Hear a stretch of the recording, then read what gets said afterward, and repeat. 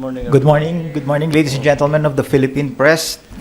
Welcome to the Kapihan India version. The President will issue a short statement, then we'll follow up with your questions. Well, we have come to the end of the state visit, my state visit here to India.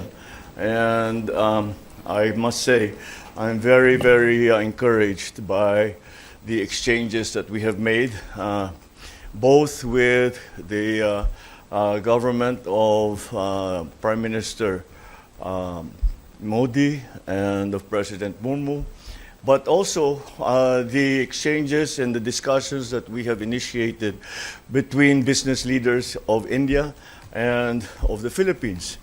And what really we discovered as we went along in our discussions, that the more we looked, the more we found.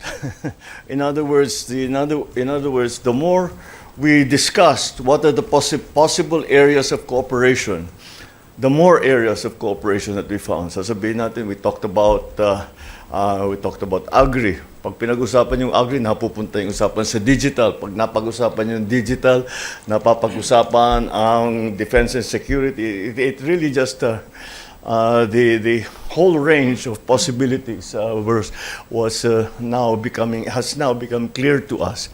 And that's why, in my view, we should look at this visit as just as a new beginning in terms of the relationship between India and the Philippines. India and the Philippines have always had a very good, very amicable relations for the last 70 plus years. And however, we have not engaged each other aggressively in terms of trade, in terms of all the other, in terms of supplies, the supply chains, in terms of developing several industries. But now we will, and that is why one of the reasons why we came here was simply to open those channels, and I think that's we have achieved that. And like I said, in the attempt to open some of the channels, like in terms of medicine, in terms of digital space, in terms of training, maritime cooperation and all that, lahat yan, palagay ko yung aming pagpasok, sabi, ito yung mga pwede natin gawin. Ngunit nung nasimula namin yung pag-usapan yung mga yan, nakita namin mas marami pa palang pwede. Kaya hindi ako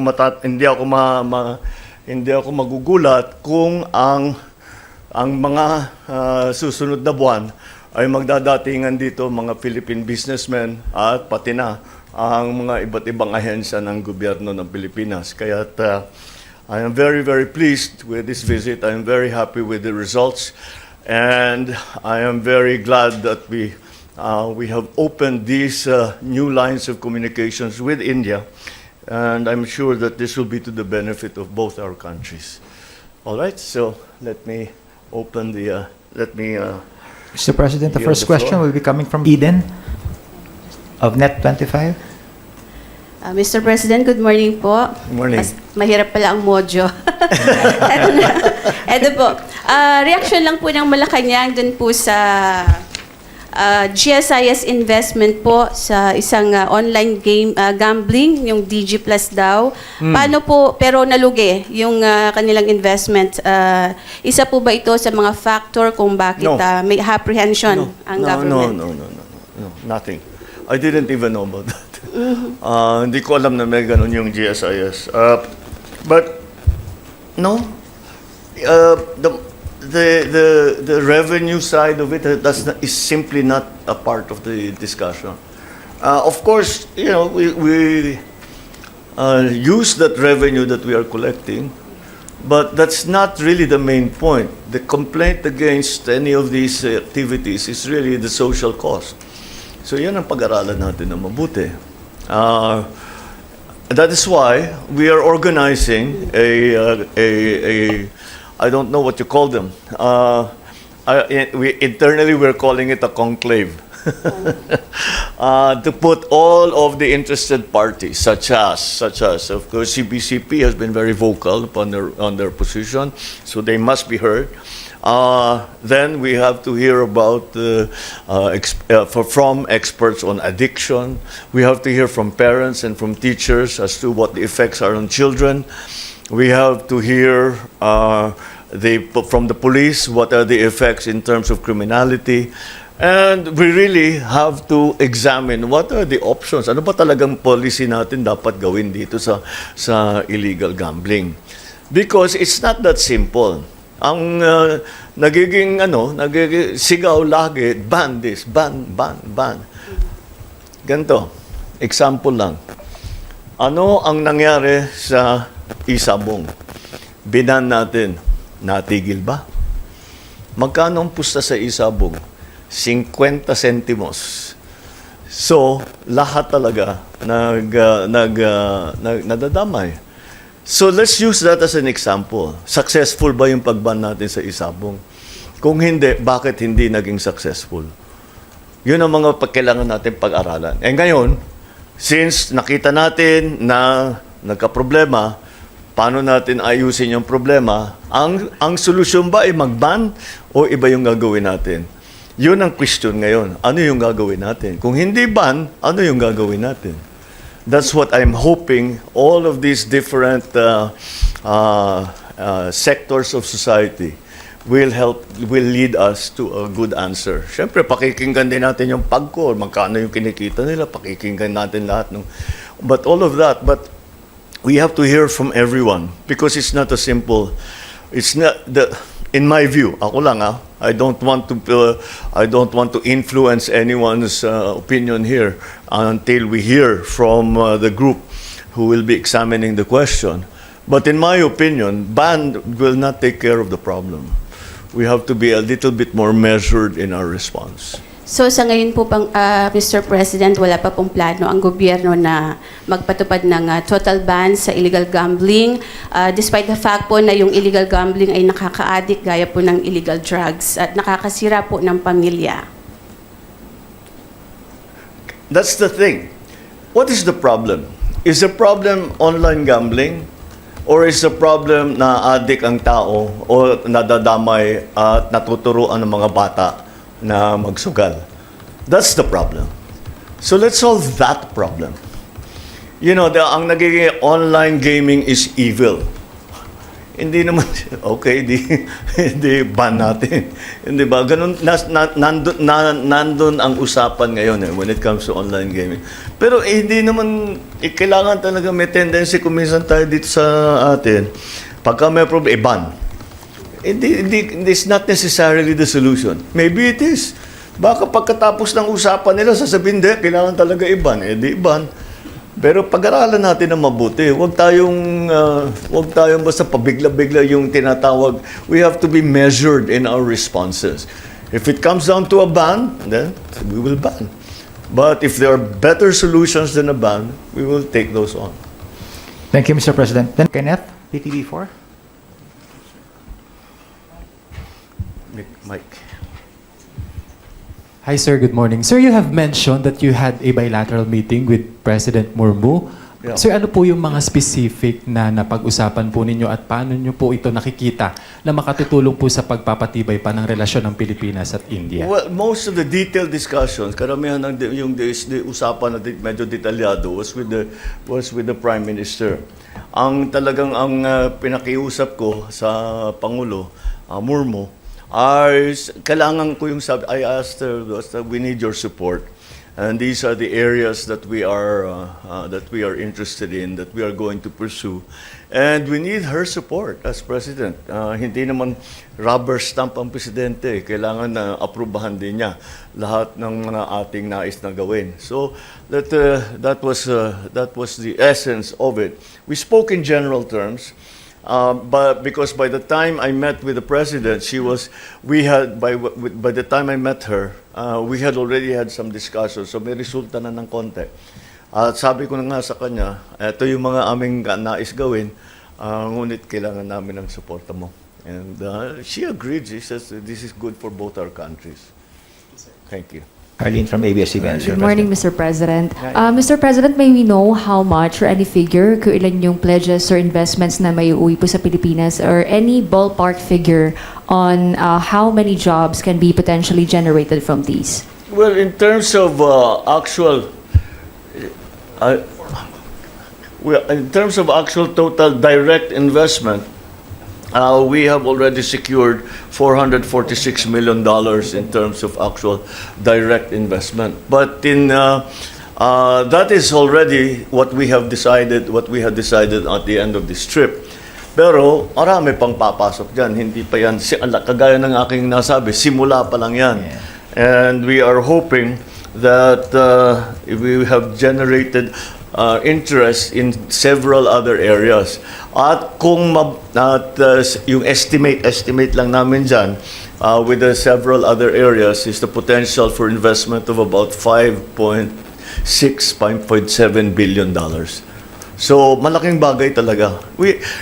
India is a very, very strong economy. India is the fourth largest economy in the world, and with the prospect of very soon becoming the third largest economy in the world. Kaya talagang napaka-aktibo yung kanilang ekonomiya, and we see that they have a very strong instinct for progress, for development, especially in the digital area.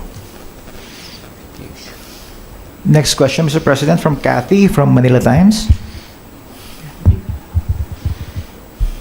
Good morning, Mr. President. Can we get your statement on the recent launch po ng China's rocket near Palawan?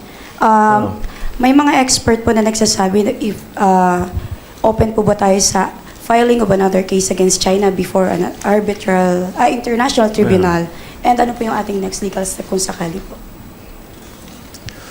Well, it's not the first time that this has happened. And actually, if you look at the incidents, they did not commit any violations. There have been no casualties.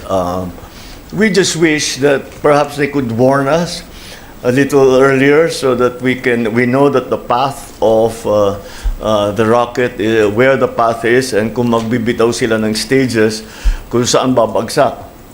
And I remember in my trip to Beijing early on that I told President Xi, we have no interest in your rockets. You just tell us where they will land. We will collect it and give it to you. And that continues to be my offer to China. I said, kailangan agawin sa amin yan. Wala kang anong gagawin namin dyan. So, sabihan nyo kami kung saan dadaan yung rocket. Pag may babagsak, kukunin namin sa dagat. Tapos idadali namin sa inyo. Wala namang problema. But the good side to all of this, wala namang casualty. Wala namang tinamaan. Hindi naman nagka-problema. Next question from Daryl Esguerra from PNA, Mr. President. Good morning, Mr. President. Sir, baka can you provide lang po details sa naging usapan nyo ni Prime Minister Modi, particularly sa defense po. Are there plans to pursue a more formal security cooperation framework like joint production, intelligence sharing, or possibly baka PFPs? Sir, baka yes, definitely there's a commitment for India to have a larger profile in terms of the West Philippine Sea. And nung umalis tayo sa Maynila, meron ng exercises dalawang vessel ng India at saka dalawang vessel ng Pilipinas. Tuloy-tuloy naman yan. At, we agreed that we should do more of it. And India has already made the policy decision to have more of a presence in the region. Because ngayon, kaya nga dati pinag-uusapan lang natin Asia Pacific, and pinag-uusapan ngayon natin Indo-Pacific. Kaya't lahat ng bansa na pumapaligid sa Indo-Pacific na kasama sa area na yan ay dapat talagang magkaroon ng mga cooperasyon in many ways. And we should not ever limit ourselves to just defense and security, because the economy plays a part in defense and security. So, pagpatibay din ng mga ekonomiya natin, pagpalakas ng ating trade, pagpaganda ng ating relasyon, kasama lahat yan. defense and security is only one dimension to the entire problem. So we try to focus on everything, not just one aspect of the situation. But yes, the short answer to your question is yes. There is we have committed to more exercises together, and not only bilaterally, but also, of course, multilaterally with other countries as well. Next question, Mr. President, from Julie Baisa, 1PH.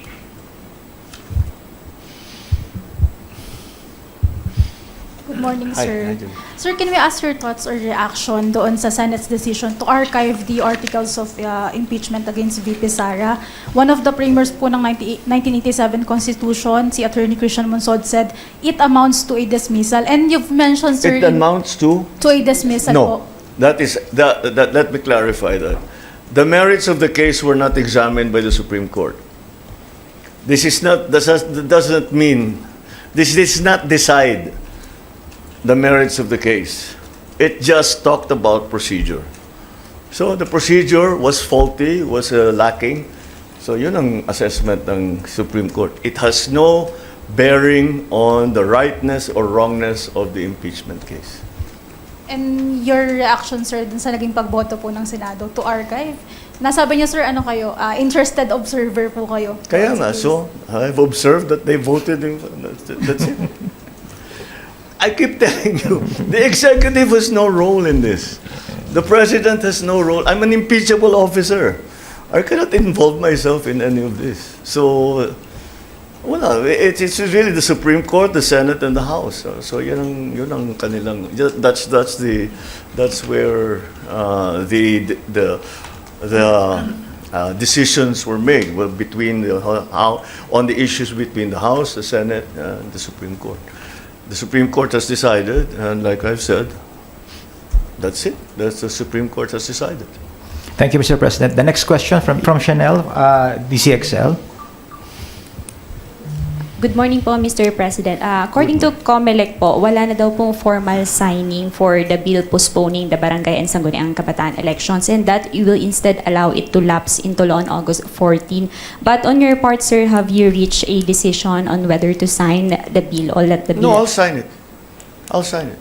What are the main factors po you weighed before deciding? Because we are facing one of the biggest elements here, kakatapos lang natin ng malaking eleksyon, midterm election. Susunod na rito yung BARM. Isasabay pa natin ngayon yung barangay. Masyado ang COMELEC actually nagsasabi hindi namin kaya dahil ang hindi naman ang kailangan nating tutukan yung BARM. You have to remember the BARM election that is upcoming in October is the first time we have ever had this kind of election at all. At all. Sa buong kasaysayan ng Pilipinas, hindi pa nagkaroon ng BARM parliament na hinalal ng tao. So, that is why it is so important. And if that election fails, malaking bagay, malaking failure yan dun sa peace process. Kaya't kailangan maging matagumpay ang pagganap ng halalan ng BARM. And that's why we really are focusing on that. And again, the local officials are saying we just finished a local election.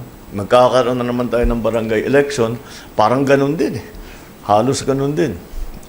So, with a view on the Supreme Court decision that we cannot shorten the term of the barangay officials, we are actually lengthening the term of the barangay officials. So that's not in conflict. So I think the most sensible, the most common sense solution is to postpone. All right. Thank you, Mr. President. The next question will be from Jean from Philippine Star.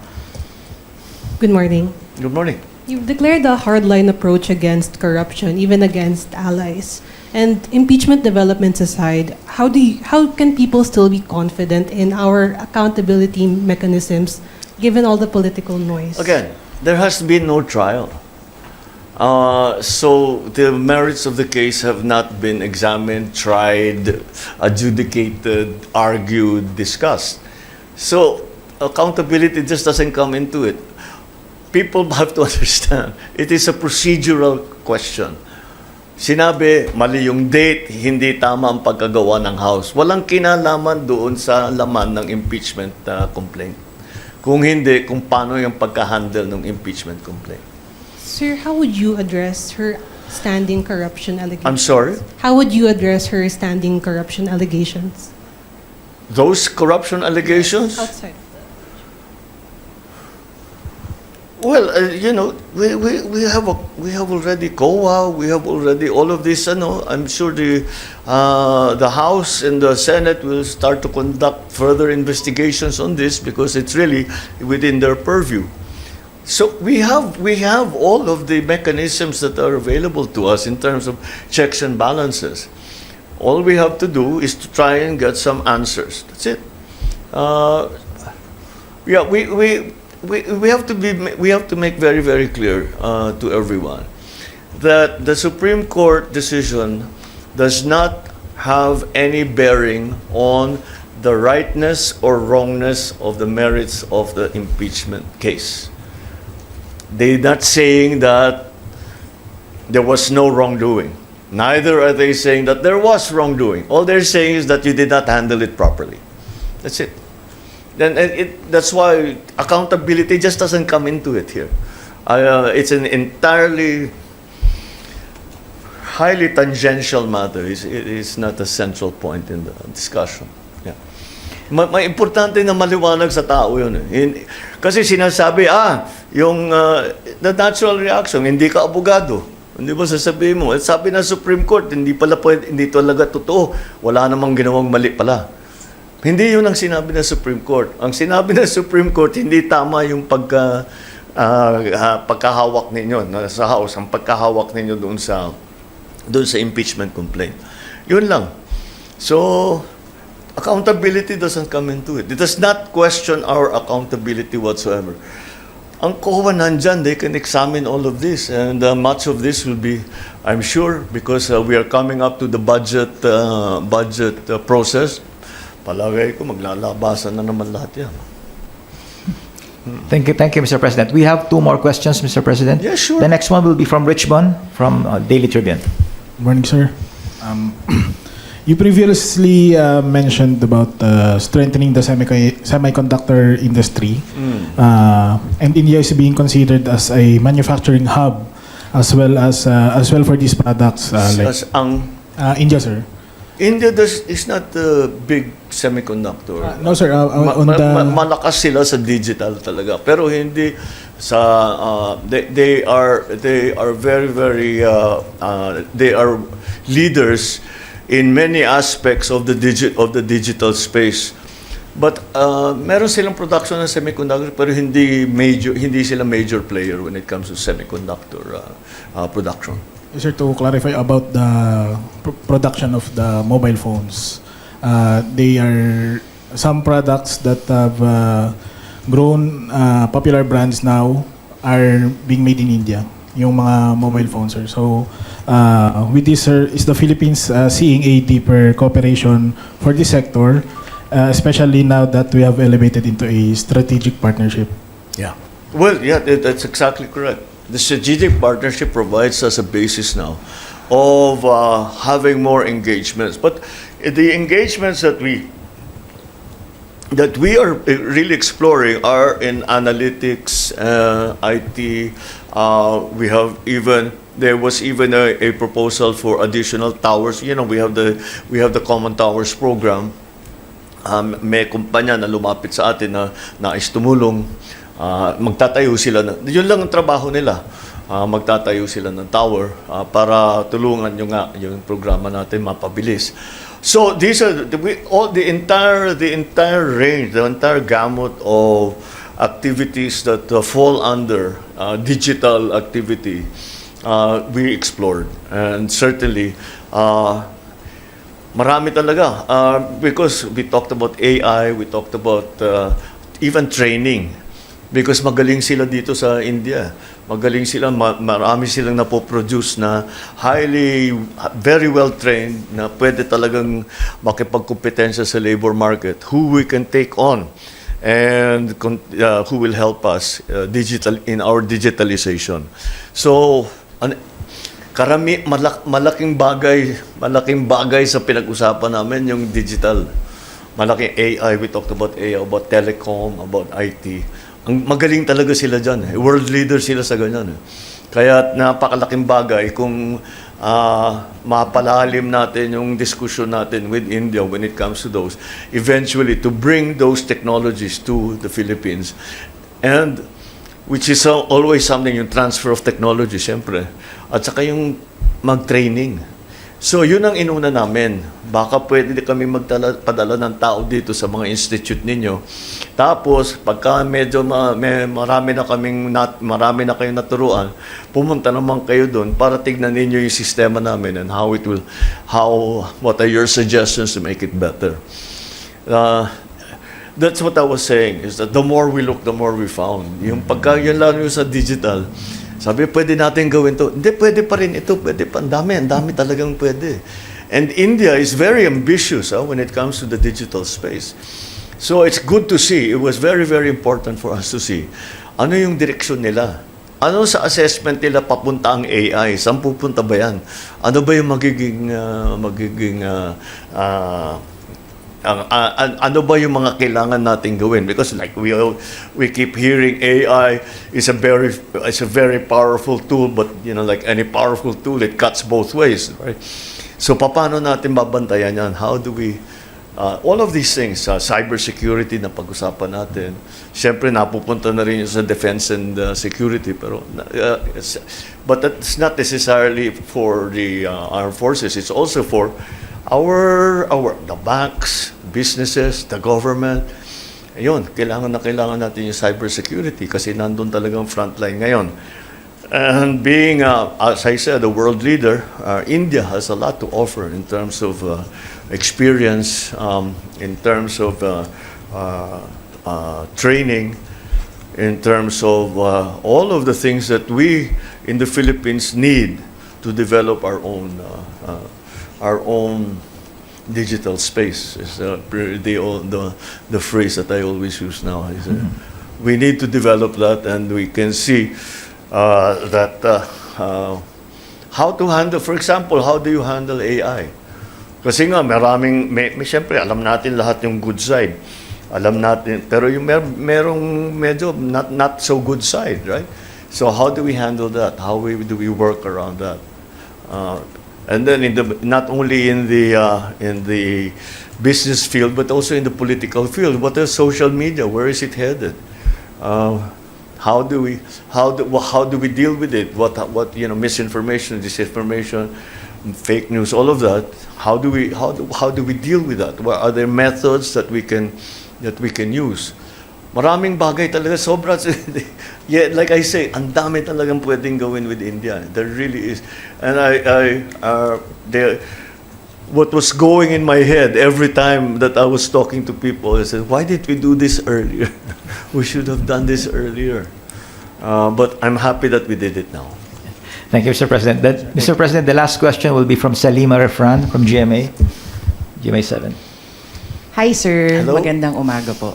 Opo. Sir, you mentioned kanina na may mga bagay dito sa impeachment po na kailangan maging maliwanag sa atin pong publiko.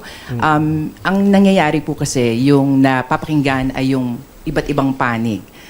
Have you spoken or have they reached out to you at the very least, yung mga allies po ninyo or anybody dito sa sitwasyon na ito? Kasi nga medyo humahaba na po siya. Na humahaba ang? Yung usapin, sir, sa impeachment, maraming kailangan ipaliwanag. You mentioned it already kanina po. In my case, well, siyempre may nung tatanong sa akin, sasabihin, sorry, problema nyo yan. Hindi ako nanghihiram ng problema. That's your problem. That situation does not really involve me. It would be highly improper for me to tell my friends who are in the Senate and who are in the House, na ito yung dapat ninyong gawin. Highly improper yun. Pati na ako, ma-impeach kung gagawin ko yun. Hindi ko gagawin yun. So yes, they ask, and we talk about it, but it's not as if I try to direct their actions. That's the last thing I want to do. Besides, when this all started, I immediately came to the conclusion, I have no part in this. So we'll just continue doing our work. And then, mukhang tapos na. Iwan ko kung mag-MR pa ang House. Meron na. Oh, yun. Well, then the process will continue. Pabayaan natin. But if the Senate has decided not to try the case, I don't know. Even if the Supreme Court reverses itself, I don't know where that will put the whole thing. I don't really worry about it too much for myself. I just need to. There's so many things we need to do that I don't have. Those are my priorities, not this. All right. Thank you very much, Mr. President. On that note, we conclude today's kapihan. Maraming salamat, everyone. Thank you. Thank you.